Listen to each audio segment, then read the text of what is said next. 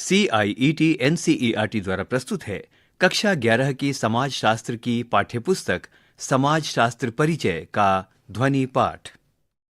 पृष्ठ संख्या 46। अध्याय 3। सामाजिक संस्थाओं को समझना। परिचय। यह पुस्तक समाज और व्यक्ति की अंत्यक्रिया के बारे में चर्चा से आरंभ होती है। हमने देखा कि हम में से प्रत्येक का एक व्यक्ति की तरह समाज में एक स्थान या स्थिति होती है। प्रत्येक की एक परिस्थिति और एक या अनेक भूमिकाएं होती है, लेकिन साधारणतः इनका चुनाव करना हमारे नियंत्रण में नहीं होता।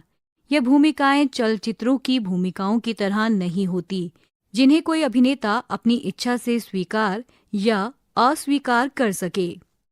यहाँ सामाजिक संस्थाएं होती है जो प्रतिबंधित और नियंत्रित, दंडित और पुरस्कृत करती हैं। सामाजिक संस्थाएं राज्य की तरह बृहद या परिवार की तरह लघु हो सकती है। इस अध्याय में हमारा परिचय सामाजिक संस्थाओं से होगा और यह भी बताया जाएगा कि समाज शास्त्र एवं सामाजिक मानव विज्ञान में इनका अध्ययन किस प्रकार होता है। इस अध्याय में कुछ प्रमुख क्षेत्रों जिनमें महत्वपूर्ण सामाजिक संस्थाएं जैसे क परिवार, विवाह और नातेदारी, ख राजनीति, ग अर्थव्यवस्था, घ धर्म एवं ण शिक्षा होती है। इनका संक्षिप्त वर्णन किया गया है। विस्तृत अर्थ में संस्था उसे कहा जाता है जो स्थापित या कम से कम कानून या प्रथा द्वारा स्वीकृत नियमों के अनुसार कार्य करती है और उसके नियमित तथा निरंतर कार्य चालन को इस नियम को जाने बिना समझा नहीं जा सकता। संस्थाएं व्यक्तियों पर प्रतिबंध लगाती हैं, साथ ही यह व्यक्तियों को अवसर भी प्रदान करती है। संस्थाओं को स्वयं में लक्ष्य के रूप में भी देखा जा सकता है। वास्तव में लोगों ने परिवार, धर्म, राज्य या यहाँ तक कि शिक्षा को भी अपने आप में एक लक्ष्य के रूप में माना है। क्रियाकलाप 1। लोगों द्वारा परिवार, धर्म, राज्य के लिए बलिदान देने के उदाहरणों के बारे में सोचें।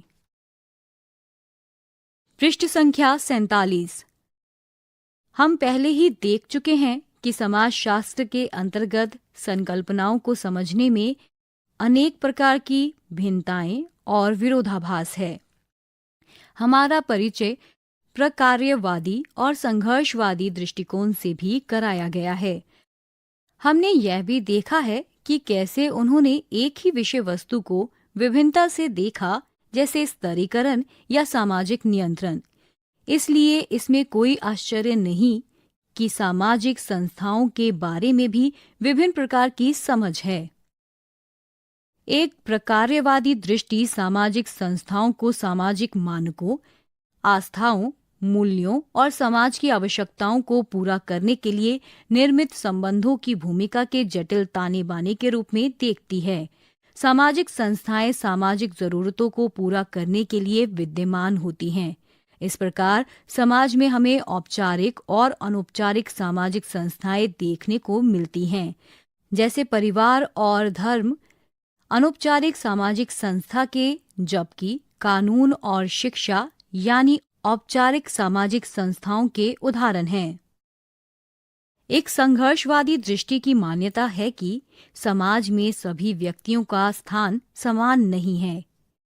सभी सामाजिक संस्थाएं, चाहे वे पारिवारिक, धार्मिक, राजनीतिक, आर्थिक, कानूनी या शैक्षणिक हो, समाज के प्रभावशाली अनुभागों, चाहे वे वर्ग, जाति, जनजाति या लिंग के संदर्भ में हो, के हित में संचालित होती है।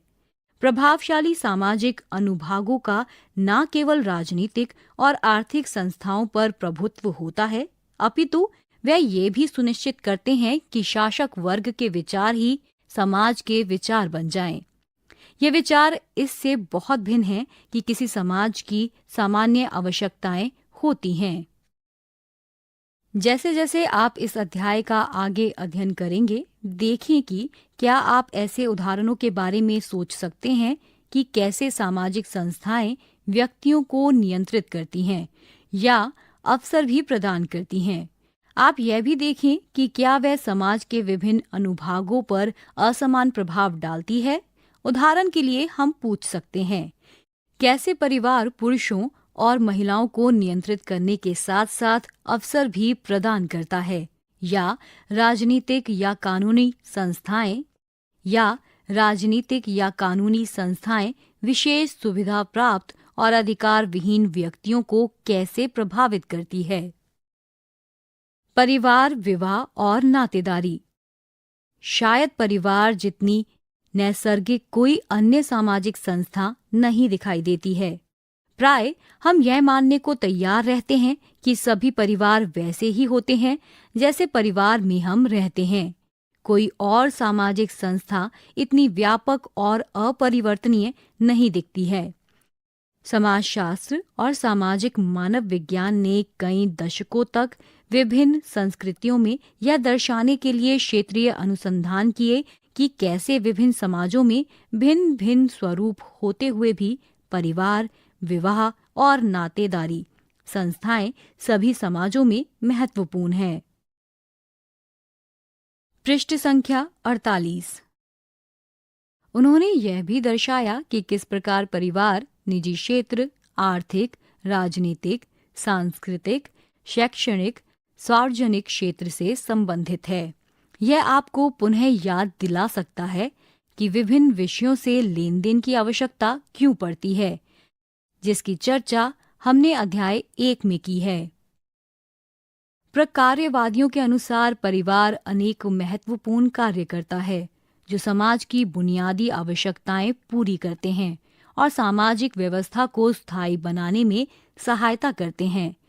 प्रकार्यवादी दृष्टिकोण का तर्क है कि यदि महिलाएं परिवार की देखभाल करें और पुरुष परिवार की जीविका चलाए तो आधुनिक औद्योगिक समाज श्रेष्ठ कार्य निष्पादन करते हैं। तथापि भारत में किए गए अध्ययन यह सुझाव देते हैं कि अर्थव्यवस्था के औद्योगिक प्रतिमानों में परिवार को मूल होने की आवश्यकता नहीं है। सी 1993-83। फिर भी यह एक उदाहरण है जिससे पता चलता है कि एक समाज के अनुभवों पर आधारित प्रवृत्ति का सामान्यीकरण नहीं किया जा सकता है। प्रकार्यवादियों के अनुसार मूल परिवार को औद्योगिक समाज की आवश्यकताएं पूरी करने वाली एक सर्वोत्तम साधन संपन्न इकाई के रूप में देखा जाता है।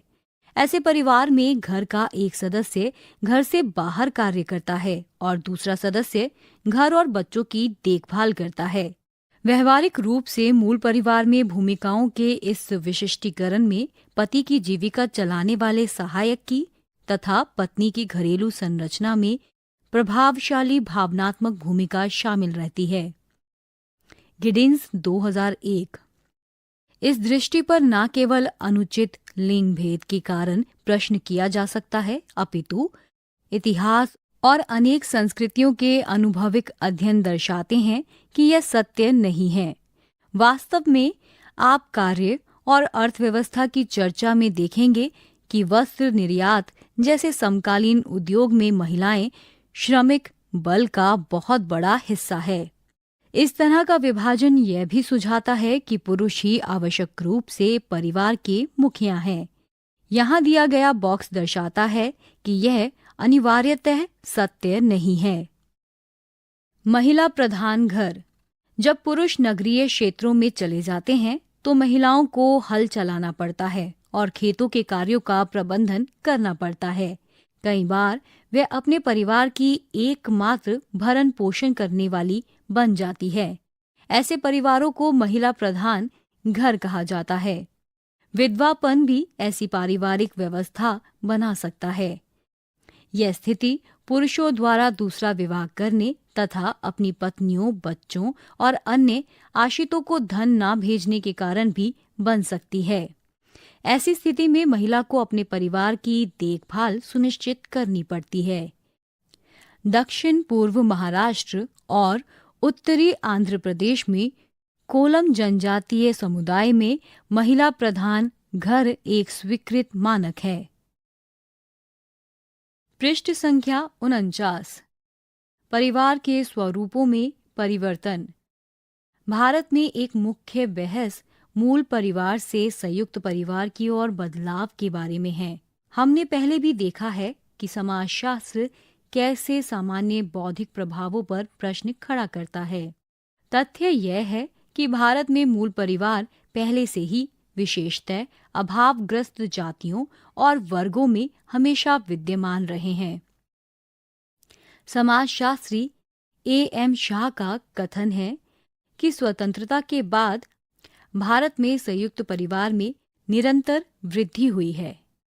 उनके अनुसार इसका मुख्य कारक था भारत में औसत आयु में वृद्धि होना।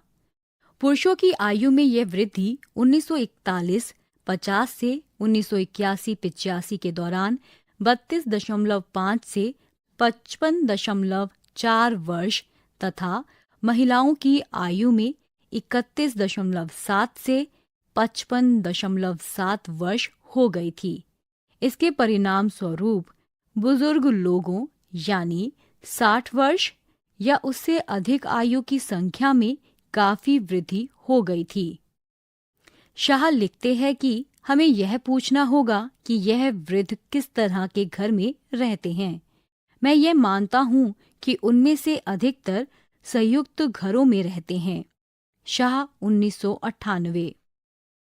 यह पुनः एक व्यापक सामान्यकरण है, लेकिन समाजशास्त्रीय दृष्टिकोण हमें इस सामान्य बौद्धिक प्रभाव पर आंख बंद करके विश्वास करने के विरुद्ध सावधान करता है कि संयुक्त परिवार तेजी से कम हो रहे हैं। यह हमें सावधानीपूर्वक तुलनात्मक और आनुभविक अध्ययनों की आवश्यकता के प्रति भी सतर्क करता है। अध्ययनों से पता चलता है कि किस तरह विभिन्न समाजों में परिवार के विभिन्न स्वरूप पाए जाते हैं। आवास के नियम के अनुसार कुछ समाज अपने विवाह और पारिवारिक प्रथाओं में मातृस्थानिक हैं और कुछ पितृस्थानिक। मातृस्थानिक परिवार में नवदंपति पत्नी के अभिभावकों के साथ रहते हैं, जबकि दूसरी स्थिति में नवदंपति पति के अभिभावकों के साथ रहते हैं। पितृतंत्रात्मक परिवार संरचनाओं में अधिकार और प्रभाव पुरुषों के पास होते हैं, जबकि मातृतंत्रात्मक परिवारों में नियंत्रण लेने में महिलाओं की प्रमुख भूमिका होती है। मातृवंशीय समाज मौजूद हैं, पर मातृतंत्रीय समाजों के बारे में यह दावा नहीं किया जा सकता। परिवार अन्य सामाजिक क्षेत्रों और पारिवारिक परिवर्तनों से संबंधित होते हैं। हमारे दैनिक जीवन में प्राय हम परिवार को अन्य क्षेत्रों जैसे आर्थिक या राजनीतिक से भिन्न और अलग देखते हैं। फिर भी आप स्वयं देखेंगे कि परिवार, गृह, उसकी संरचना और मानक बाकी समाज से गहरे जुड़े हुए हैं।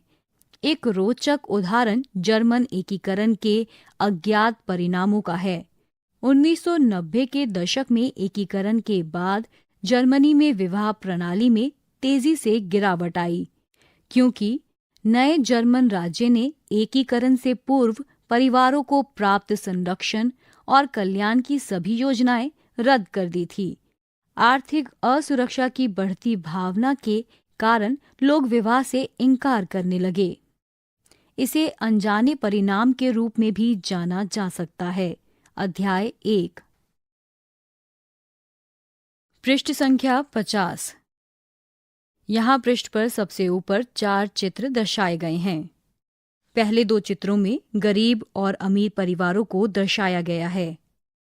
यहाँ दिए गए परिवारों और आवासों में अंतर पर ध्यान दीजिए।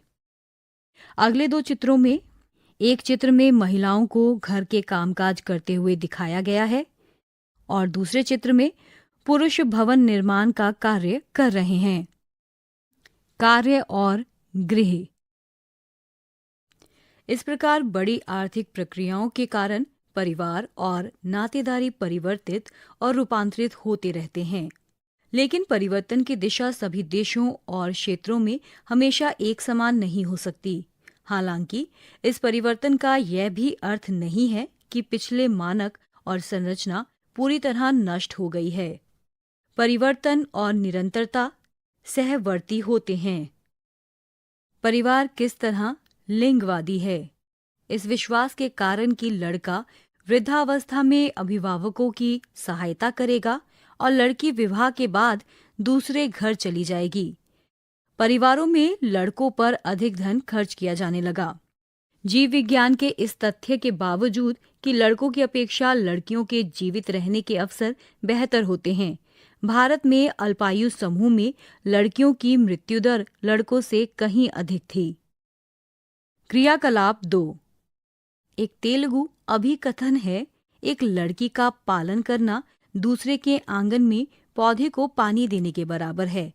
ऐसी या इसके विपरीत कहावतों का पता लगाएं।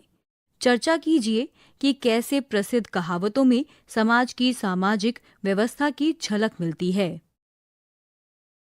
पृष्ठ संख्या 51। इस पृष्ठ पर सबसे ऊपर एक तालिका दी गई है जिसमें भारत में 1901 से 2011 के बीच लिंगानुपात दर्शाया गया है। इस तालिका को 2 भागों में बांटा गया है, वर्ष और लिंगानुपात।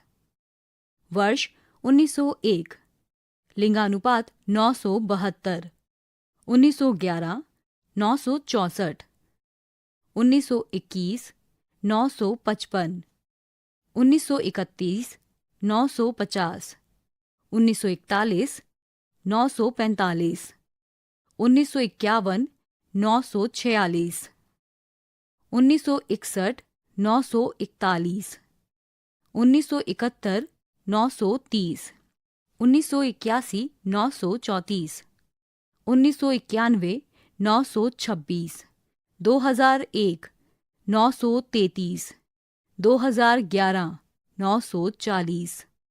कन्या भ्रूण हत्या की घटनाओं से लिंगानुपात में एकाएक गिरावट होने लगी। बाल लिंगानुपात 1991 में प्रति 1000 लड़कों पर 934 से कम होकर 2011 में 919 हो गया। बाल लिंगानुपात में प्रतिशत गिरावट अत्यधिक चौंकाने वाली है। समृद्ध राज्यों जैसे पंजाब, हरियाणा, महाराष्ट्र और उत्तर प्रदेश में स्थिति और भी अधिक खराब है। पंजाब में प्रति 1000 लड़कों के अनुपात में लड़कियों का अनुपात 846 हो गया है। हरियाणा के कुछ जिलों में यह 800 से भी कम हो गया है। विवाह संस्था। ऐतिहासिक रूप से विभिन्न समाजों में विवाह के व्यापक विभिन्न रूप पाए जाते हैं। यह विभिन्न प्रकार के कार्य निष्पादन के लिए भी जाना जाता है। वास्तव में विवाह साथी की खोज का तरीका अनेक विस्मयकारी साधनों और प्रथाओं को उजागर करता है। क्रियाकलाप 3। विभिन्न समाजों द्वारा विवाह के लिए साथियों की तलाश किए जाने वाले विभिन्न तरीकों का पता लगाइए। विवाह के रूप। विवाह के अनेक रूप हैं। इन रूपों को विवाह करने वाले साथियों की संख्या और कौन किससे विवाह कर सकता है को नियंत्रित किए जाने वाले नियमों के आधार पर पहचाना जा सकता है। वैधानिक रूप से विवाह करने वाले साथियों की संख्या के संदर्भ में विवाह के 2 रूप पाए जाते हैं। 1. एक विवाह। 2. बहु विवाह। एक विवाह प्रथा एक व्यक्ति को एक समय में एक ही साथी तक सीमित रखती है। इस व्यवस्था में किसी भी समय में पुरुष केवल एक पत्नी और स्त्री केवल एक पति रख सकती है। यहाँ तक कि जहाँ बहुविवाह की अनुमति है वहाँ भी एक विवाह ही ज्यादा प्रचलित है। पृष्ठ संख्या 52। प्राय कई समाजों में व्यक्तियों को पुनः विवाह की अनुमति पहले साथी की मृत्यु या तलाक के बाद दी जाती है, लेकिन वह एक समय में एक से अधिक साथी नहीं रख सकते। ऐसे विवाह को क्रमिक एक विवाह कहा जाता है। अधिकांश भागों में पत्नी की मृत्यु के बाद पुरुषों द्वारा पुनर्विवाह करने का नियम है, लेकिन आप सभी जानते हैं कि उच्च जाति की हिंदू महिलाओं के लिए पुनर्विवाह की स्वीकृति नहीं थी और 19वीं शताब्दी के सुधार आंदोलनों में विधवा पुनर्विवाह एक मुख्य विषय था। शायद आपको इस बारे में ज्यादा जानकारी नहीं होगी कि आज आधुनिक भारत में महिलाओं की आबादी का लगभग 10% और 50 वर्ष से अधिक आयु की 55% महिलाएं विधवा हैं। चेन 2353। बहुविवाह प्रथा एक समय में एक से अधिक साथी होने का द्योतक है और इसमें या तो बहुपत्नी प्रथा यानी एक पति और 2 या अधिक पत्नियां अथवा बहुपति प्रथा यानी एक पत्नी और 2 या अधिक पति रूप होता है। प्राय जहां आर्थिक स्थितियां कठोर होती है वहां बहुपति प्रथा समाज की एक प्रतिक्रिया हो सकती है, क्योंकि ऐसी स्थितियों में एक पुरुष पत्नी और बच्चों का पर्याप्त भरण पोषण नहीं कर सकता है। आर्थिक निर्धनता की अवस्थाएं भी एक समूह पर अपनी आबादी सीमित रखने के लिए दबाव डालती है।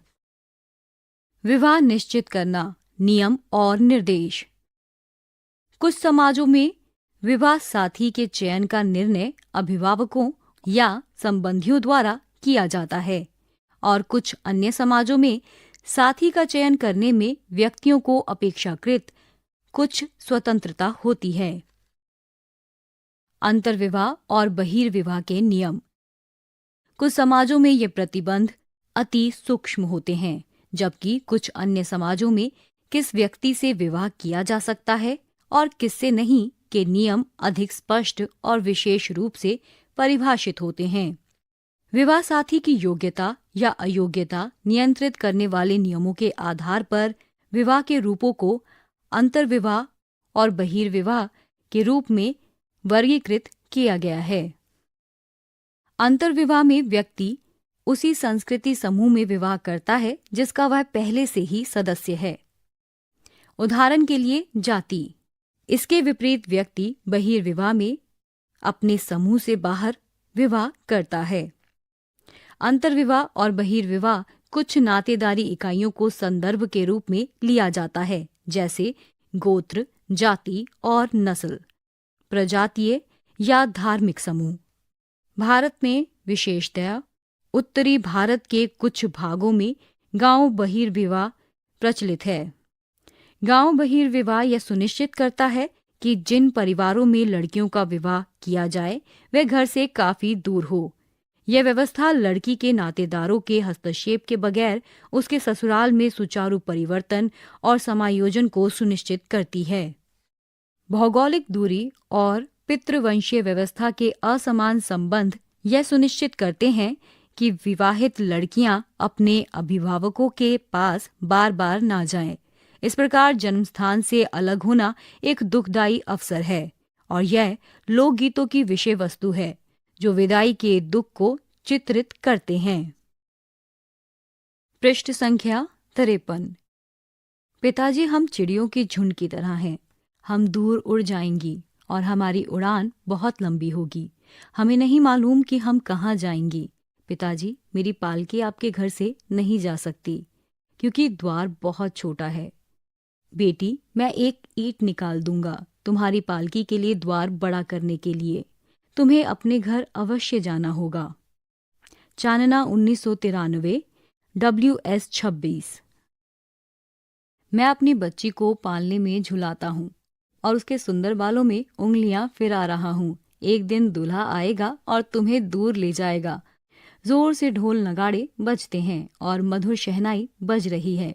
एक अजनबी का बेटा मुझे लेने आ गया है। मेरी सहेलियों, अपने खिलौने लेकर आओ, चलो हम खेलेंगी, क्योंकि अब मैं कभी नहीं खेल पाऊंगी जब मैं एक अजनबी के घर चली जाऊंगी। दुबे 2001, 94। क्रियाकलाप 4। शादी से संबंधित विभिन्न गीतों को इकट्ठा कीजिए। चर्चा कीजिए कि ये किस तरह शादियों में सामाजिक परिवर्तनों और लिंग संबंधों को प्रतिबिंबित करते हैं। कुछ बुनियादी संकल्पनाओं, विशेषतः परिवार, नातेदारी और विवाह को परिभाषित करना। परिवार प्रत्यक्ष नातेदारी संबंधों से जुड़े व्यक्तियों का एक समूह है। जिसके बड़े सदस्य बच्चों के पालन पोषण का दायित्व लेते हैं। नातेदारी बंधन व्यक्तियों के बीच के वे सूत्र होते हैं जो या तो विवाह के माध्यम से या वंश परंपरा के माध्यम से रक्त संबंधियों यानी माता पिता, बहन भाई, संतान आदि को जोड़ते हैं। विवाह को दो वयस्क यानी पुरुष एवं स्त्री व्यक्तियों के बीच लैंगिक संबंधों की सामाजिक स्वीकृति और अनुमोदन के रूप में भी परिभाषित किया जा सकता है। जब दो व्यक्तियों का विवाह हो जाता है तो वे परस्पर नातेदार बन जाते हैं।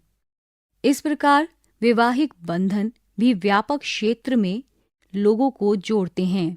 विवाह के माध्यम से अभिभावक, भाई बहन तथा अन्य रक्त संबंधी जीवन साथी के रिश्तेदार बन जाते हैं। क्रियाकलाप 5। क्या आपने कभी वैवाहिक विज्ञापन देखे हैं? अपनी कक्षा को समूहों में विभाजित कीजिए और विभिन्न समाचार पत्रों, पत्रिकाओं तथा इंटरनेट को देखिए। अपने निष्कर्षों पर चर्चा कीजिए। क्या आप सोचते हैं कि अंतर विवाह आज भी प्रचलित मानक है? विवाह की पसंद को समझने में यह आपकी कैसे सहायता करता है? अधिक महत्वपूर्ण यह है कि यह समाज के किस प्रकार के परिवर्तनों की झलक देता है। पृष्ठ संख्या 54। जन के परिवार को जन का परिवार यानी फैमिली ऑफ ओरिएंटेशन कहा जाता है और जिस परिवार में व्यक्ति का विवाह होता है उसे प्रजनन का परिवार यानी फैमिली ऑफ प्रोक्रिएशन कहा जाता है। रक्त के माध्यम से बने नातेदारों को समरक्त नातेदार और विवाह के माध्यम से बने नातेदारों को वैवाहिक नातेदार कहा जाता है। अगले अनुभाग में कार्य और आर्थिक संस्थाओं पर चर्चा में आप पाएंगे कि कैसे परिवार और आर्थिक जीवन गहन रूप से अंतः संबंधित हैं। कार्य और आर्थिक जीवन। कार्य क्या है? बच्चे और छोटे विद्यार्थी के रूप में हम कल्पना करते हैं कि जब हम बड़े होंगे तो किस प्रकार का कार्य करेंगे। यहाँ पर कार्य स्पष्ट रूप से सवेतन रोजगार का द्योतक है। आधुनिक समय में यह कार्य का सर्वाधिक समझ में आने वाला अर्थ है। वास्तव में यह एक अत्यधिक सरलीकृत विचार है। अनेक प्रकार के कार्य सवेतन रोजगार के विचार की पुष्टि नहीं करते। उदाहरण के लिए अनौपचारिक अर्थव्यवस्था में किए जाने वाले अधिकांश कार्य प्रत्यक्षतः किसी औपचारिक रोजगार आंकड़ों में नहीं गिने जाते। अनौपचारिक अर्थव्यवस्था का अर्थ है नियमित रोजगार के क्षेत्र से परे किए जाने वाला कार्य व्यवहार। इसमें कभी कभी किए गए कार्य या सेवा के बदले नगद भुगतान किया जाता है, लेकिन इसमें वस्तुओं या सेवाओं का प्रत्यक्ष आदान प्रदान भी अक्सर किया जाता है। हम कार्यों को शारीरिक और मानसिक परिश्रमों के द्वारा किए जाने वाले ऐसे सवैतनिक और अवैतनिक कार्यों के रूप में परिभाषित कर सकते हैं जिनका उद्देश्य मानव की आवश्यकताएं पूरी करने के लिए वस्तुओं और सेवाओं का उत्पादन करना है। ऐसा कोई कार्य नहीं था जिसे टीनी की नानी ने जीवन में किसी न किसी अवस्था में आजमाया ना हो।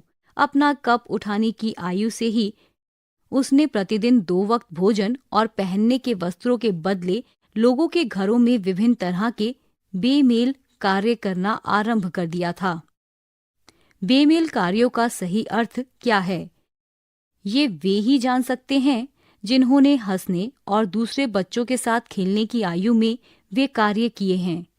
बच्चे का झुंझुना हिलाने से लेकर स्वामी के सिर की मालिश करने तक सभी नीरस कार्य बेमेल कार्य में आ सकते हैं।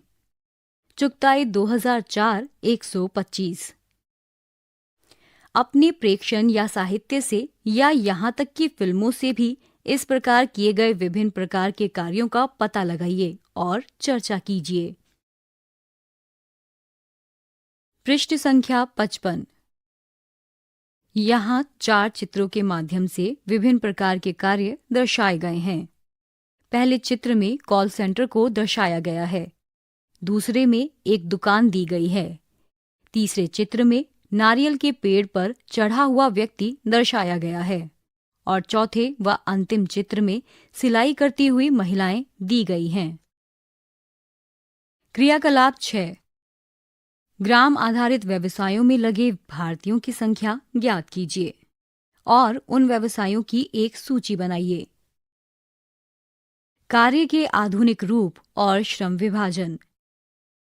पूर्व आधुनिक समाज में अधिकतर लोग खेतों में कार्य करते थे या पशुओं की देखभाल करते थे।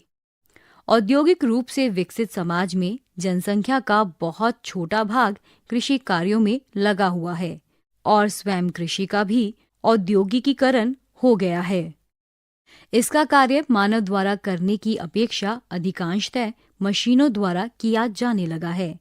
भारत जैसे देश में आज भी अधिकतर जनसंख्या ग्रामीण और कृषि कार्यों में या अन्य ग्राम आधारित व्यवसायों में लगी हुई है। पृष्ठ संख्या 56। भारत में और भी कई प्रवृत्तियां हैं। उदाहरण के लिए सेवा क्षेत्र का विस्तार।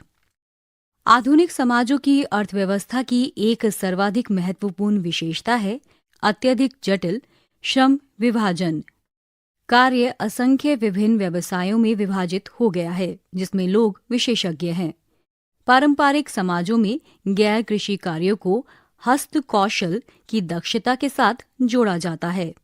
हस्त कौशल लंबे प्रशिक्षण के माध्यम से सीखा जाता था और सामान्यतः श्रमिक उत्पादन प्रक्रिया के आरंभ से अंत तक सभी कार्य करता था। आधुनिक समाज ने भी कार्य की स्थिति में परिवर्तन देखा है। औद्योगिकीकरण से पूर्व अधिकतर कार्य घर पर किए जाते थे और कार्य पूरा करने में परिवार के सभी सदस्य सामूहिक रूप से हाथ बटाते थे। औद्योगिक प्रौद्योगिकी में विकास, जैसे बिजली और कोयले से मशीन संचालन ने घर और कार्यों को अलग करने में योगदान दिया। पूंजीपति उद्योगपतियों के कारखाने औद्योगिक विकास का केंद्र बिंदु बन गए। क्रियाकलाप 7। ज्ञात करें कि हाल ही के वर्षों में क्या भारत में सेवा क्षेत्र में परिवर्तन हुआ है। ये क्षेत्र कौन कौन से हैं? क्रियाकलाप 8। क्या आपने मुख्य बुनकर को कार्य करते देखा है? ज्ञात करें कि एक शॉल बनाने में कितना समय लगता है। क्रियाकलाप 9। अपने खाने वाले भोजन, रहने वाले मकान में प्रयुक्त सामग्री और पहनने वाले वस्त्रों की सूची बनाएं। ज्ञात कीजिए कि इन्हें किसने और कैसे बनाया।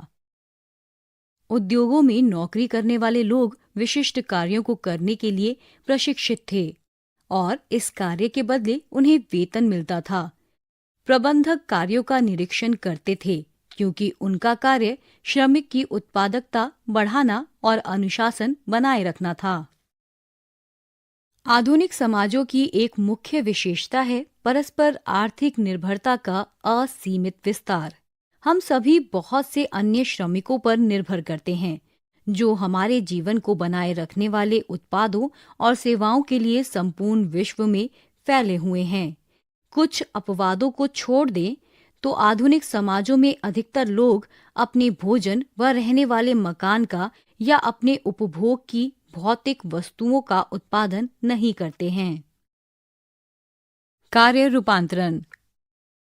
औद्योगिक प्रक्रियाएं उन सरल संक्रियाओं में विभाजित हो गई जिनका सही समय निर्धारण, संगठन और निगरानी की जा सकती थी। थोक उत्पादन के लिए थोक बाजारों की आवश्यकता होती है। साथ ही उत्पादन की प्रक्रिया में कई नव परिवर्तन हुए। पृष्ठ संख्या 57। इस पृष्ठ पर यहाँ 6 चित्र दिए गए हैं जिसके माध्यम से कपास से कपड़े तक का सफर दिखाया गया है। चित्रों के 2 समूचों में दिए गए उत्पादन के 2 विभिन्न प्रकारों की चर्चा करें। कारखाने में कपड़ा उत्पादन। पृष्ठ संख्या 58। इस पृष्ठ पर 6 चरणों के माध्यम से धान की कटाई से अंतिम चरण तक की प्रक्रिया दिखाई गई है। गांव में धान की कटाई। पृष्ठ संख्या 59। शायद इनमें सबसे महत्वपूर्ण स्वचालित उत्पादन की कड़ियों यानी मूविंग असेंबली लाइन का निर्माण था। आधुनिक औद्योगिक उत्पादन के लिए महंगे उपकरणों और निगरानी व्यवस्थाओं के माध्यम से कर्मचारियों की निरंतर निगरानी करना आवश्यक है। पिछले कई दशकों से उदार उत्पादन और कार्य के विकेंद्रीकरण की तरफ झुकाव हुआ है।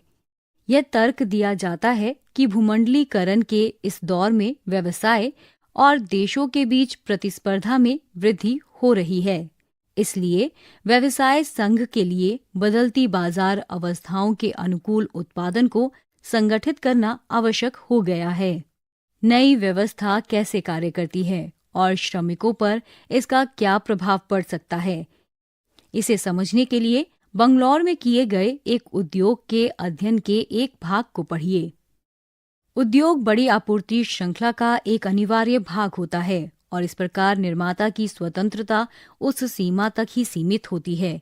डिजाइनर से लेकर अंतिम उपभोक्ता तक वास्तव में सैकड़ों से अधिक संक्रियाएं होती है। इस श्रृंखला में केवल 15 संक्रियाएं ही निर्माता के हाथ में होती है। वेतन वृद्धि को लेकर किए गए किसी भी गहन आंदोलन से निर्माता अपने कार्यों को अन्य स्थानों पर ले जाएंगे, जो यूनियन के नेताओं की पहुंच से दूर होगा। चाहे यह विद्यमान न्यूनतम मजदूरी अदायगी का मामला हो या इसमें आगे महत्वपूर्ण वेतन वृद्धि का। यहाँ महत्वपूर्ण बात है फुटकर विक्रेता का समर्थन प्राप्त करना, ताकि उच्चतम वेतन संरचना और उसके प्रभावशाली कार्यान्वयन के लिए सरकार और स्थानीय एजेंसियों पर दबाव बनाया जा सके। इस प्रकार यहाँ पर विचार अंतर्राष्ट्रीय विचार मंच बनाने का है। राय चौधरी 2005 2254। उपर्युक्त रिपोर्ट का सावधानीपूर्वक अध्ययन करें। देखें कि उत्पादन के नए संगठन तथा देश से बाहर उपभोक्ताओं के एक निकाय ने उत्पादन की अर्थव्यवस्था और राजनीति को किस प्रकार बदल दिया है। राजनीति।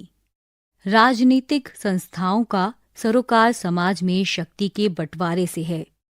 सामाजिक संस्थाओं को समझने में 2 संकल्पनाएं बहुत महत्वपूर्ण हैं।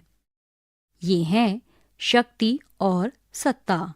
शक्ति व्यक्तियों या समूहों द्वारा दूसरों के विरोध करने के बावजूद अपनी इच्छा पूरी करने की योग्यता है। इसका अभिप्राय है कि जिसके पास शक्ति होती है वे ऐसा करते हैं, क्योंकि दूसरों के पास शक्ति नहीं होती है। किसी समाज में निश्चित मात्रा में शक्ति होती है और यदि कुछ लोगों के पास ये है तो दूसरों के पास नहीं होगी। दूसरे शब्दों में एक व्यक्ति या समूह के पास शक्ति पृथकता में नहीं होती, बल्कि यह दूसरों से संबंधित होती है। पृष्ठ संख्या 60। शक्ति की यह अभिधारणा स्पष्ट रूप से विस्तृत है और यह परिवार में बड़ों के द्वारा बच्चों को घरेलू जिम्मेदारियों में लगाने से लेकर विद्यालय में मुख्य अध्यापक द्वारा अनुशासन लागू करने तक, कारखाने के मुख्य प्रबंधक द्वारा प्रबंधकों को कार्य आवंटित करने से लेकर अपने दलों के कार्यक्रमों को नियंत्रित करने वाले राजनीतिक नेताओं तक फैला हुआ है। मुख्य अध्यापक को विद्यालय में अनुशासन बनाए रखने की शक्ति है। राजनीतिक दल के अध्यक्ष को दल से किसी सदस्य को निकालने की शक्ति है। प्रत्येक मामले में व्यक्ति या समूह को उस सीमा तक शक्ति प्राप्त है कि दूसरों को उनकी इच्छा का पालन करना होता है। इस अर्थ में राजनीतिक क्रियाओं या राजनीति का सरोकार शक्ति से है। लेकिन अपने उद्देश्य की प्राप्ति हेतु शक्ति कैसे लागू होती है? क्यों कुछ लोग दूसरों के आदेशों का पालन करते हैं? इन प्रश्नों के उत्तर सत्ता की संबंधित संकल्पना के संदर्भ में प्राप्त किए जा सकते हैं। शक्ति का उपयोग सत्ता के माध्यम से किया जाता है। सत्ता शक्ति का वह रूप है जिसे वैध होने के रूप में स्वीकार किया जाता है, अर्थात जिसे सही और न्यायपूर्ण माना जाता है। ये संस्थागत है क्योंकि ये वैधता पर आधारित होती है। सामान्यतः लोग उनकी शक्ति को स्वीकार करते हैं जिनके पास सत्ता होती है, क्योंकि वे उनके नियंत्रण को उचित और न्यायपूर्ण मानते हैं। अक्सर कुछ विचारधाराएं होती हैं जो वैधता की इस प्रक्रिया में सहायता करती है। राज्य विहीन समाज। 60 वर्षों से भी पूर्व सामाजिक मानव विज्ञानियों द्वारा किए गए राज्य विहीन समाजों के आनुभविक अध्ययन दर्शाते हैं कि बिना आधुनिक सरकारी तंत्र के व्यवस्था कैसे बनाई जाती है। इसके बदले नातेदारी, विवाह और आवास पर आधारित गठबंधनों के द्वारा और धार्मिक कृत्यों और समारोहों में मित्रों और विरोधियों की भागीदारी से विभिन्न भागों में विपरीत संतुलन बन जाता था। जैसा कि हम जानते हैं, आधुनिक राज्य की एक निश्चित संरचना और औपचारिक कार्यविधियां हैं। फिर भी क्या राज्य विहीन समाजों की उपरोक्त वर्णित कुछ अनौपचारिक विशेषताएं राज्य के समाजों में भी विद्यमान नहीं है? राज्य की संकल्पना। राज्य वहां विद्यमान होता है जहां सरकार का एक राजनीतिक तंत्र यानी नागरिक सेवा कार्मिकों के साथ साथ संसद या कांग्रेस जैसी संस्थाएं एक निश्चित क्षेत्र पर शासन करता है। सरकार की सत्ता एक वैध व्यवस्था से समर्थित होती है और जो अपनी नीतियों को लागू करने के लिए सैन्य शक्ति के उपयोग की क्षमता रखती है। प्रकार्यवादी दृष्टिकोण राज्य को समाज के सभी अनुभागों के हितों के प्रतिनिधि के रूप में देखता है। संघर्षवादी दृष्टिकोण राज्य को समाज के प्रभावशाली अनुभागों के प्रतिनिधि के रूप में देखता है। आधुनिक राज्य पारंपरिक राज्यों से बहुत भिन्न है। यह राज्य प्रभुसत्ता, नागरिकता और अक्सर राष्ट्रवादी विचारों द्वारा परिभाषित है। प्रभुसत्ता का अभिप्राय एक निश्चित भौगोलिक क्षेत्र पर एक राज्य के अविवादित राजनीतिक शासन से है। पृष्ठ संख्या 61। क्रियाकलाप 10। पता लगाएं कि विभिन्न देशों में महिलाओं को मतदान का अधिकार कब मिला। आप ऐसा क्यों सोचते हैं कि मतदान और सार्वजनिक पद पर खड़े होने का अधिकार प्राप्त होने के बावजूद महिलाओं का प्रतिनिधित्व पर्याप्त नहीं है? क्या शक्ति अपने व्यापक अर्थ में संसद और अन्य संस्थाओं में महिलाओं के कम प्रतिनिधित्व को समझने के लिए एक उपयोगी संकल्पना होगी? क्या परिवारों और घरों में विद्यमान श्रम विभाजन महिलाओं की राजनीतिक जीवन में भागीदारी को प्रभावित करता है? ज्ञात करें कि संसद में महिलाओं के लिए 33% आरक्षण की मांग क्यों की जा रही है। आरंभ में प्रभुसत्तात्मक राज्यों में नागरिकता के साथ राजनीतिक भागीदारी के अधिकारों का पालन नहीं किया जाता था। इन्हें अधिकांशतः संघर्षों के द्वारा प्राप्त किया जाता था, जिसने राजतंत्र की शक्तियों को सीमित कर दिया अथवा उन्हें सक्रिय रूप से पचुत्य कर दिया। फ्रांस की क्रांति और हमारा भारतीय स्वतंत्रता संघर्ष इस तरह के आंदोलनों के 2 प्रमुख उदाहरण हैं। नागरिकता के अधिकार में नागरिक राजनीतिक और सामाजिक अधिकार शामिल हैं। नागरिक अधिकारों में व्यक्तियों को अपनी इच्छा अनुसार रहने की जगह चुनने की, भाषा और धर्म की स्वतंत्रता, अपनी संपत्ति रखने का अधिकार तथा कानून के समक्ष समान न्याय का अधिकार शामिल है। राजनीतिक अधिकारों में चुनावों में भाग लेने और सार्वजनिक पदों के लिए खड़े होने का अधिकार शामिल है। अधिकतर देशों में सरकारें सर्वव्यापक मतदान के सिद्धांत को स्वीकार करने से इनकार करती थी। आरंभिक वर्षों में न केवल महिलाओं को अपितु पुरुषों की बड़ी जनसंख्या को भी मतदान से बाहर रखा जाता था, क्योंकि एक निश्चित मात्रा में संपत्ति होना इसका मापदंड था। महिलाओं को बहुत समय तक इस अधिकार के लिए इंतजार करना पड़ा। तीसरे प्रकार की नागरिकता का अधिकार सामाजिक अधिकार है। इनका सरोकार प्रत्येक व्यक्ति को कुछ न्यूनतम स्तर तक आर्थिक कल्याण और सुरक्षा प्राप्त होने के विशेष अधिकार से है। इन अधिकारों में शामिल है स्वास्थ्य लाभ, बेरोजगारी भत्ता और न्यूनतम मजदूरी निर्धारित करने के अधिकार। क्रियाकलाप 11। सामाजिक अधिकार लागू न करने वाले विभिन्न राज्यों के बारे में सूचनाएं एकत्रित करें। पता करें कि इसके बारे में क्या सफाई दी जाती है। चर्चा करें और देखें कि क्या आप आर्थिक, राजनीतिक और सामाजिक क्षेत्र के बीच कोई संबंध देख पाते हैं। क्रियाकलाप 12। ऐसी घटनाओं की सूचनाएं एकत्रित करें जो सार्वभौमिक अतः अंत्य संबंधित विकास को दर्शाती है तथा साथ ही प्रजातीय, धार्मिक और राष्ट्रीय मतभेदों को प्रदर्शित करने वाली घटनाओं के बारे में भी सूचनाएं एकत्रित करें। चर्चा करें कि राजनीति और अर्थशास्त्र उनमें क्या भूमिका निभा सकते हैं। पृष्ठ संख्या 62। सामाजिक या कल्याणकारी अधिकारों की व्यापकता ने कल्याणकारी राज्यों को जन्म दिया, जो कि पश्चिमी समाजों में दूसरे विश्व युद्ध के समय से स्थापित किए गए थे। पूर्व समाजवादी देशों के समाजों की इस क्षेत्र में काफी अच्छी व्यवस्था थी।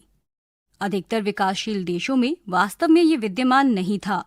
आजकल पूरे विश्व में इन सामाजिक अधिकारों को राज्य का उत्तरदायित्व और आर्थिक विकास में रुकावट मानकर इन पर आक्रमण किया जा रहा है। राष्ट्रवाद को प्रतीकों और विश्वासों के एक समुच्चय के रूप में परिभाषित किया जा सकता है, जो एक राजनीतिक समुदाय का भाग होने का बोध कराता है। इस प्रकार व्यक्ति को ब्रिटिश, भारतीय, इंडोनेशियाई या फ्रांसीसी होने में गर्व और बंधुता की भावना का अनुभव होता है। संभवतः व्यक्ति को हमेशा किसी न किसी प्रकार के सामाजिक समूहों जैसे अपने परिवार, गोत्र या धार्मिक समुदाय के साथ एक प्रकार की पहचान होने का भाव रहता है। तथापि राष्ट्रवाद आधुनिक राज्य के विकास के साथ ही प्रकट हुआ है। समकालीन विश्व सार्वभौमिक बाजार के तेजी से विस्तार और गहन राष्ट्रवादी भावनाओं और संघर्षों दोनों की वजह से जाना जाता है। समाजशास्त्रियों की रुचि सिर्फ औपचारिक सरकारी तंत्र के अध्ययन में ही नहीं, अपितु शक्ति के व्यापक अध्ययन में भी है। इसकी रुचि प्रजाति, भाषा और धर्म आधारित दलों, वर्गों, जातियों एवं समुदायों के बीच शक्ति के वितरण में रही है। इसका ध्यान सिर्फ विशिष्ट राजनीतिक संघ जैसे राज्य विधानमंडलों, नगर परिषदों और राजनीतिक दलों पर ही नहीं, अपितु अन्य संघों जैसे विद्यालयों, बैंकों और धार्मिक संस्थाओं पर भी है, जिनका प्राथमिक उद्देश्य राजनीतिक नहीं है। समाजशास्त्र का विषय क्षेत्र काफी व्यापक है। इसका क्षेत्र अंतर्राष्ट्रीय आंदोलनों जैसे महिला या पर्यावरण आंदोलन से लेकर ग्रामीण दलों तक फैला हुआ है। धर्म काफी लंबे समय से अध्ययन और चिंतन का विषय रहा है। अध्याय 1 में हमने देखा कि कैसे समाज के बारे में सामाजिक निष्कर्ष धार्मिक चिंतनों से अलग है। धर्म का समाजशास्त्रीय अध्ययन धर्म के धार्मिक या ईश्वर मीमांसीय अध्ययन से कई तरीके से अलग है। पहला, यह धर्म समाज में वास्तव में कैसे कार्य करता है और अन्य संस्थाओं के साथ इसका क्या संबंध है के बारे में अनुभविक अध्ययन करता है। दूसरा, यह तुलनात्मक पद्धति का उपयोग करता है। तीसरा, यह समाज और संस्कृति के अन्य पक्षों के संबंध में धार्मिक विश्वासों, व्यवहारों और संस्थाओं की जांच करता है। अनुभविक पद्धति का अर्थ है कि समाजशास्त्री धार्मिक प्रघटनाओं के लिए निर्णायक उपागम को नहीं अपनाता। तुलनात्मक पद्धति महत्वपूर्ण है क्योंकि यह एक अर्थ में सभी समाजों को एक दूसरे के समान स्तर पर रखती है। पृष्ठ संख्या 63। यह बिना किसी पूर्वाग्रह और भेदभाव के अध्ययन में सहायता करती है। समाजशास्त्रीय दृष्टिकोण का अर्थ है कि धार्मिक जीवन को केवल घरेलू जीवन, आर्थिक जीवन और राजनीतिक जीवन के साथ संबद्ध करके ही बोधगम्य बनाया जा सकता है। धर्म सभी ज्ञात समाजों में विद्यमान है। हालांकि धार्मिक विश्वास और व्यवहार एक संस्कृति से दूसरी संस्कृति में बदलते रहते हैं। सभी धर्मों की समान विशेषताएं हैं। प्रतीकों का समुच्चय, श्रद्धा या सम्मान की भावनाएं, अनुष्ठान या समारोह, विश्वासकर्ताओं का एक समुदाय। धर्म के साथ संबद्ध अनुष्ठान विविध प्रकार के होते हैं। अनुष्ठानिक कार्यों में प्रार्थना करना, गुणगान करना, भजन करना, विशेष प्रकार का भोजन करना या ऐसा भोजन नहीं करना, कुछ दिनों का उपवास रखना और इसी प्रकार के अन्य कार्य शामिल होते हैं। चूंकि अनुष्ठानिक कार्य धार्मिक प्रतीकों से संबद्ध होते हैं, अतः इन्हें प्राय सामान्य जीवन की आदतों और क्रियाविधियों से एकदम भिन्न रूप में देखा जाता है। दैवीय सम्मान में मोमबत्ती या दिया जलाने का महत्व सामान्यतया कमरे में रोशनी करने से एकदम भिन्न होता है। धार्मिक अनुष्ठान प्राय व्यक्तियों द्वारा अपने दैनिक जीवन में किए जाते हैं, लेकिन सभी धर्मों में विश्वासकर्ताओं द्वारा सामूहिक समारोह भी किए जाते हैं। सामान्यतः ये नियमित समारोह विशेष स्थानों, चर्चों, मस्जिदों, मंदिरों, तीर्थों में आयोजित किए जाते हैं। धर्म एक पवित्र क्षेत्र है। इस बात पर विचार करें कि विभिन्न धर्मों के सदस्य पवित्र क्षेत्र में प्रवेश करने के पूर्व क्या करते हैं। उदाहरण के लिए सिर को ढकते हैं या नहीं ढकते, जूते उतारते हैं या विशेष प्रकार के वस्त्र धारण करते हैं आदि। इन सब में जो बात समान है वह है श्रद्धा की भावना, पवित्र स्थानों या स्थितियों की पहचान और उनके प्रति सम्मान की भावना। एमिल दुर्खाइम का अनुसरण करने वाले धर्म के समाजशास्त्री उस पवित्र क्षेत्र को समझने में रुचि रखते हैं जिसे प्रत्येक समाज सांसारिक चीजों से भिन्न रखता है। अधिकतर मामलों में पवित्रता में अलौकिकता का तत्व होता है। अधिकांशतः किसी वृक्ष या मंदिर की पवित्रता के साथ यह विश्वास जुड़ा होता है कि इसके पीछे कोई अलौकिक शक्ति है, इसीलिए यह पवित्र है। तथापि यह ध्यान रखना महत्वपूर्ण है कि कुछ धर्म जैसे आरंभिक बौद्ध धर्म और कन्फ्यूशियसवाद में अलौकिकता की कोई संकल्पना नहीं थी, लेकिन जिन व्यक्तियों और चीजों को वे पवित्र मानते थे उनके लिए उनमें पर्याप्त श्रद्धा थी। धर्म का समाजशास्त्रीय अध्ययन करते हुए चलिए हम प्रश्न पूछते हैं कि धर्म का अन्य सामाजिक संस्थाओं के साथ क्या संबंध है। धर्म का शक्ति और राजनीति के साथ बहुत निकट का संबंध रहा है।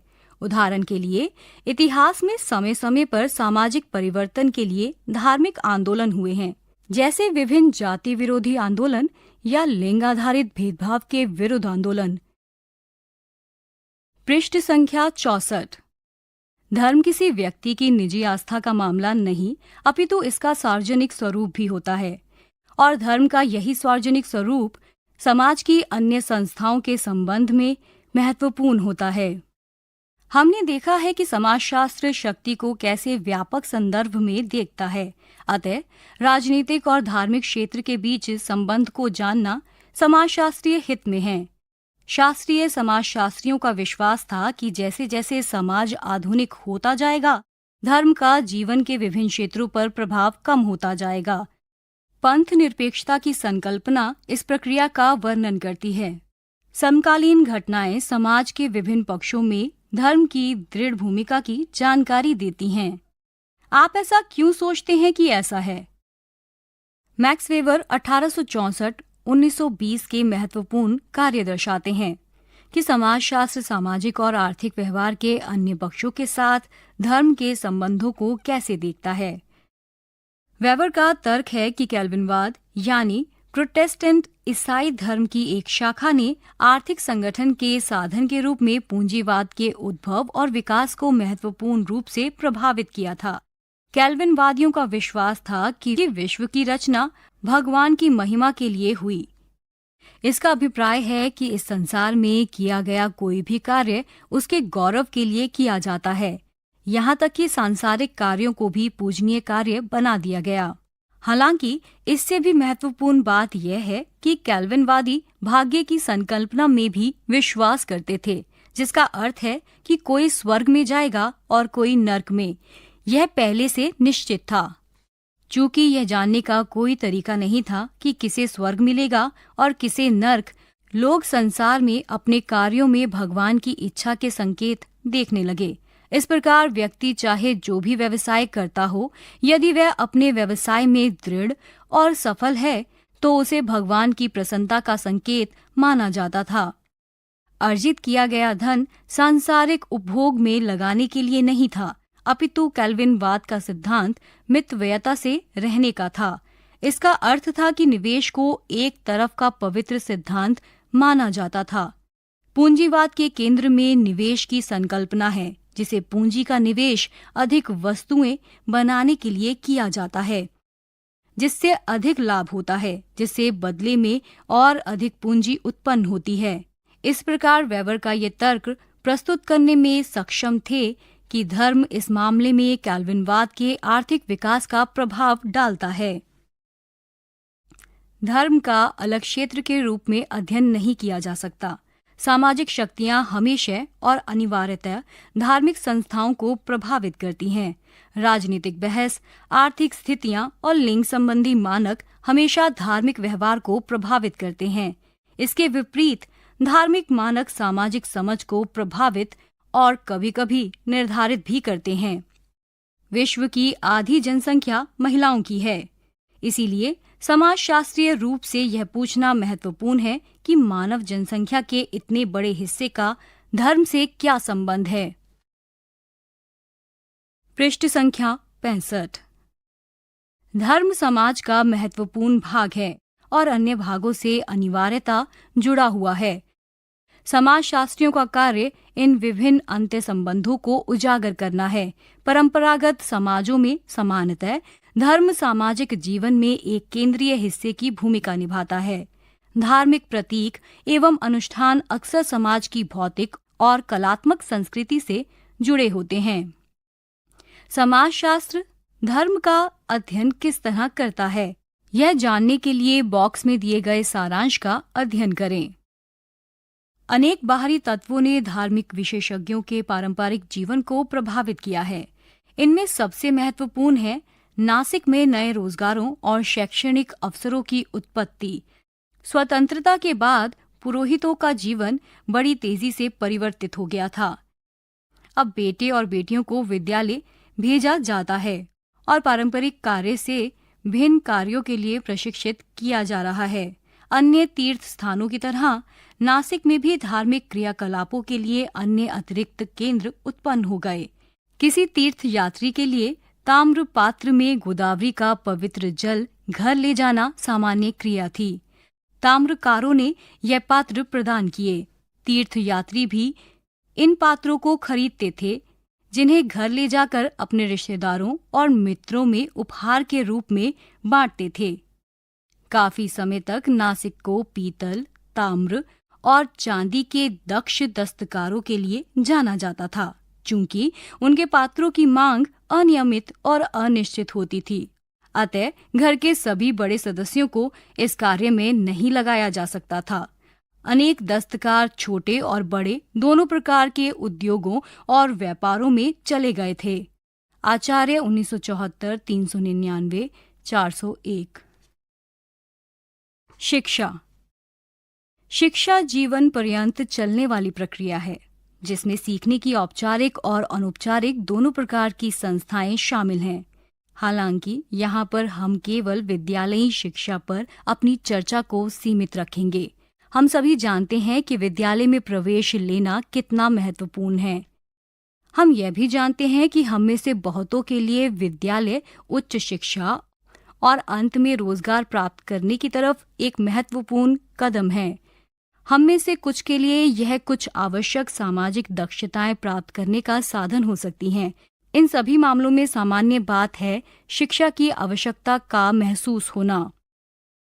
समाजशास्त्र इस आवश्यकता को समूह की विरासत के प्रेक्षण या संप्रेषण की प्रक्रिया के रूप में समझता है, जो सभी समाजों में पाई जाती है। साधारण समाजों और जटिल आधुनिक समाजों में एक गुणात्मक अंतर है। साधारण समाजों में औपचारिक विद्यालय जाने की आवश्यकता नहीं थी। बच्चे बड़ों के साथ क्रियाकलापों में शामिल होकर प्रथाओं और जीवन के व्यापक तरीके सीख लेते थे। पृष्ठ संख्या 66। जटिल समाजों में हमने देखा कि श्रम का आर्थिक विभाजन बढ़ रहा है। घर से कार्यों का विभाजन हो रहा है। विशिष्ट शिक्षा और दक्षता प्राप्त करने की आवश्यकता है। राज्य व्यवस्थाओं, राष्ट्रों और प्रतीकों एवं विचारों के जटिल समुच्चय की भी उत्पत्ति हो रही है। ऐसी परिस्थिति में आप अनौपचारिक शिक्षा कैसे प्राप्त करेंगे? अभिभावक और अन्य बड़े लोग प्राप्त ज्ञान को अगली पीढ़ी तक अनौपचारिक रूप से कैसे संप्रेषित कर सकेंगे?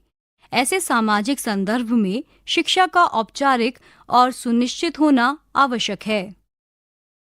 इससे भी आगे आधुनिक जटिल समाज सरल समाजों की तुलना में अमूर्त सार्वभौमिक मूल्यों पर निर्भर करते हैं।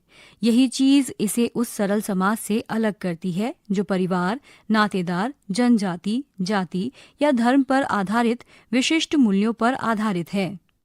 आधुनिक समाजों में विद्यालयों की रचना एकरूपता, मानकीकृत प्रेरणाओं और सार्वभौमिक मूल्यों को बढ़ावा देने के लिए की जाती है।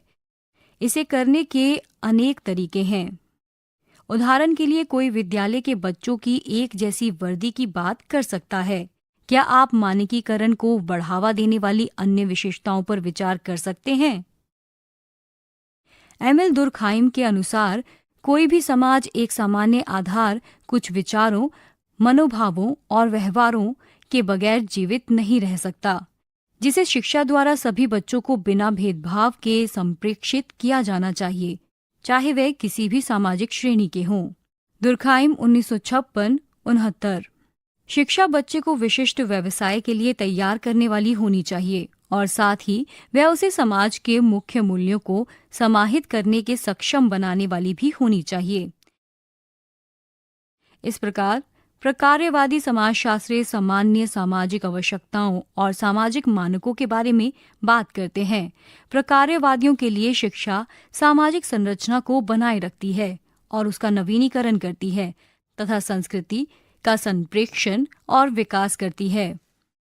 शैक्षणिक व्यवस्था समाज में व्यक्तियों की अपनी भावी भूमिका के चयन और आवंटन के लिए एक महत्वपूर्ण क्रियाविधि है। इस पृष्ठ के अंतिम भाग में दो तरह के स्कूलों को दर्शाया गया है। पहले चित्र में अध्यापिका स्कूल के आंगन में बच्चों को पढ़ा रही है, वहीं दूसरे चित्र में खुले में बच्चों को पढ़ाते हुए दर्शाया गया है। अब आप इन चित्रों की विवेचना करें जिसमें दो प्रकार के स्कूल दर्शाए गए हैं। पृष्ठ संख्या 67। इस पृष्ठ पर सबसे ऊपर एक चित्र दर्शाया गया है जिसमें एक बाल मजदूर को बुनाई करते हुए दर्शाया गया है।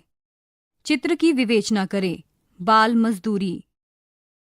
इसे एक व्यक्ति को खुद को साबित करने का क्षेत्र भी माना जाता है और इसीलिए विभिन्न परिस्थितियों के लिए चयन का साधन भी, जो कि व्यक्तियों की अपनी क्षमताओं के अनुसार होता है।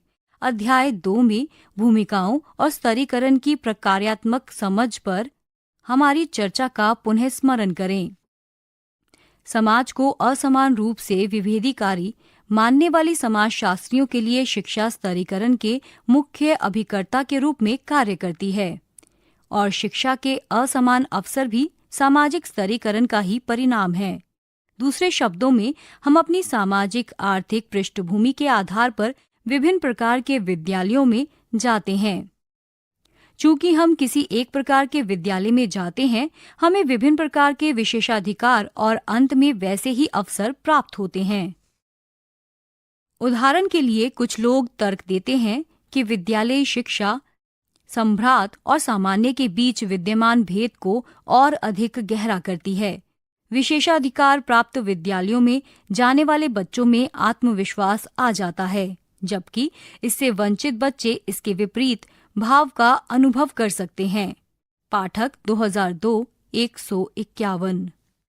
तथापि ऐसे और अनेक बच्चे हैं जो विद्यालय नहीं जा सकते या विद्यालय जाना बीच में ही छोड़ देते हैं। क्रियाकलाप 13। छोटे बच्चों के एक विद्यालय के अध्ययन से पता लगता है कि बच्चों ने सीखा है कि कार्य संबंधित क्रियाकलाप खेल संबंधित क्रियाकलापों की तुलना में अधिक महत्वपूर्ण हैं। कार्य संबंधित क्रियाकलापों में कोई भी या अध्यापक द्वारा निर्देशित सभी क्रियाकलाप होते हैं। कार्य अनिवार्य है और खाली समय के क्रियाकलापों को खेल कहा जाता है। एप्पल 1979-102। आप क्या सोचते हैं? चर्चा करें। पृष्ठ संख्या 68। उदाहरण के लिए एक अध्ययन बताता है, इस समय आप विद्यालय में कुछ बच्चे देख सकते हैं। यदि आप फसल के समय विद्यालय आएं तो आपको अनुसूचित जाति और अनुसूचित जनजाति का एक भी बच्चा नहीं मिलेगा। जब उनके अभिभावक बाहर कार्य करते हैं तो उन पर घर की कुछ जिम्मेदारियां आ जाती है और इन समुदायों की लड़कियां कभी कभार ही विद्यालय जाती हैं क्योंकि वे विभिन्न प्रकार के घरेलू और आमदनी वाले कार्य करती हैं। उदाहरण के लिए 10 वर्ष की एक लड़की बेचने के लिए गाय का सूखा गोबर उठाती है। प्रतीची 2002-60। उपरोक्त रिपोर्ट दर्शाती है कि लिंग और जातिगत भेदभाव किस तरह शिक्षा के अवसरों का अतिक्रमण करते हैं। स्मरण करें कि हमने कैसे अध्याय 1 में इस पुस्तक को आरंभ किया था कि किसी बच्चे को अच्छी नौकरी मिलने के अवसर अनेक सामाजिक कारकों से प्रभावित होते हैं। सामाजिक संस्थाओं के कार्य करने के तरीके को समझने की आपकी समझ अब इस प्रक्रिया का सही विश्लेषण करने में आपकी सहायता करेगी। शब्दावली। नागरिक एक राजनीतिक समुदाय का सदस्य जिसकी सदस्यता के साथ अधिकार और कर्तव्य दोनों जुड़े होते हैं। श्रम विभाजन कार्य का विशिष्टीकरण जिसकी सहायता से विभिन्न प्रकार के कार्यों को एक उत्पादन प्रणाली में लगाया जाता है। सभी समाजों में श्रम विभाजन का कम से कम न्यूनतम आरंभिक स्वरूप होता ही है। तथापि औद्योगिक विकास के साथ पूर्व के उत्पादन प्रणाली की अपेक्षा श्रम विभाजन व्यापक रूप से जटिल हो गया है। आधुनिक विश्व में श्रम विभाजन अंतर्राष्ट्रीय विषय बन गया है। लिंग प्रत्येक लिंग के सदस्यों के व्यवहार के बारे में उपयुक्त समझी जाने वाली सामाजिक अपेक्षाएं। लिंग को समाज के मूल संगठनात्मक सिद्धांत के रूप में देखा जाता है। आनुभविक जांच समाजशास्त्रीय अध्ययन के किसी निश्चित क्षेत्र में की गई तथ्यात्मक जांच। अंतर्विवाह जब विवाह किसी विशेष जाति, वर्ग या जनजाति समूह में ही किया जाता है। बहिर्विवाह जब विवाह कुछ संबंधित समूहों से बाहर किया जाता है। पृष्ठ संख्या 69। विचारधारा ऐसे साझे विचार या आस्थाएं जो प्रभावशाली समूहों के हितों को न्यायोचित सिद्ध करते हों। विचारधारा ऐसे सभी समाजों में पाई जाती है जिनमें समूहों के बीच व्यवस्थित और गहरे तक बैठी असमानताएं पाई जाती है। विचारधारा की संकल्पना शक्ति की संकल्पना से घनिष्ठ रूप से संबंधित है क्योंकि वैचारिक व्यवस्थाएं समूहों में पाई जाने वाली शक्ति के अंतर को वैध ठहराती है। वैधता विशेष प्रकार की राजनीतिक व्यवस्था के न्यायपूर्ण और वैधानिक होने की आस्था। एक विवाह जिस विवाह में केवल एक पत्नी और एक पति हो। बहुविवाह जिस विवाह में पुरुष की एक से अधिक पत्नी और महिला के एक से अधिक पति हों। बहुपति प्रथा जिस विवाह में एक महिला के अनेक पति हो। बहुपत्नी प्रथा जिस विवाह में एक पुरुष की अनेक पत्नियां हों। सेवा उद्योग निर्मित वस्तुओं की अपेक्षा सेवाओं की उत्पत्ति से संबंधित उद्योग जैसे पर्यटन उद्योग। राज्य समाज ऐसे समाज जिसमें औपचारिक सरकारी तंत्र हो। राज्य विहीन समाज ऐसा समाज जिसमें सरकार की औपचारिक संस्थाओं का अभाव हो। सामाजिक गतिशीलता एक परिस्थिति या व्यवसाय से दूसरी परिस्थिति या व्यवसाय में जाना। प्रभुसत्ता एक निश्चित क्षेत्र में राज्य का अविवादित राजनीतिक शासन। अभ्यास प्रश्न 1 ज्ञात करें कि आपके समाज में विवाह के कौन से नियमों का पालन किया जाता है। कक्षा में अन्य विद्यार्थियों द्वारा किए गए प्रेक्षणों से अपने प्रेक्षण की तुलना करें या चर्चा करें। प्रश्न 2 ज्ञात करें कि व्यापक संदर्भ में आर्थिक, राजनीतिक और सांस्कृतिक परिवर्तन होने से परिवार में सदस्यता, आवासीय प्रतिमान और पारस्परिक संपर्क का तरीका कैसे परिवर्तित होता है। उदाहरण के लिए प्रवास। प्रश्न 3 कार्य पर एक निबंध लिखिए। कार्यों की विद्यमान श्रेणी और ये किस तरह बदलती है, दोनों पर ध्यान केंद्रित करें। प्रश्न 4, अपने समाज में विद्यमान विभिन्न प्रकार के अधिकारों पर चर्चा करें। वे आपके जीवन को कैसे प्रभावित करते हैं। प्रश्न 5, समाजशास्त्र धर्म का अध्ययन कैसे करता है। पृष्ठ संख्या 70। प्रश्न 6, सामाजिक संस्था के रूप में विद्यालय पर एक निबंध लिखिए। अपनी पढ़ाई और व्यक्तिगत प्रेक्षणों दोनों का इसमें प्रयोग कीजिए। प्रश्न 7, चर्चा कीजिए कि सामाजिक संस्थाएं परस्पर कैसे संपर्क करती है। आप विद्यालय के वरिष्ठ छात्र के रूप में स्वयं के बारे में चर्चा आरंभ कर सकते हैं। साथ ही विभिन्न सामाजिक संस्थाओं द्वारा आपके व्यक्तित्व को किस प्रकार एक आकार दिया गया, इसके बारे में भी चर्चा करें। क्या आप इन सामाजिक संस्थाओं से पूरी तरह नियंत्रित हैं या आप इनका विरोध या इन्हें पुनः परिभाषित कर सकते हैं। अभी आप सुन रहे थे कक्षा 11 के लिए समाज शास्त्र की पाठ्य पुस्तक समाज शास्त्र परिचय का ध्वनि पाठ। वाचन स्वर रुचि शर्मा, ध्वन्यांकन मयंक कुमार, निर्माण सहायक कुसुमलता और शानू मुक्सीम, निर्देशन एवं निर्माण विमलेश चौधरी तथा प्रस्तुति CIET NCERT नई दिल्ली, भारत।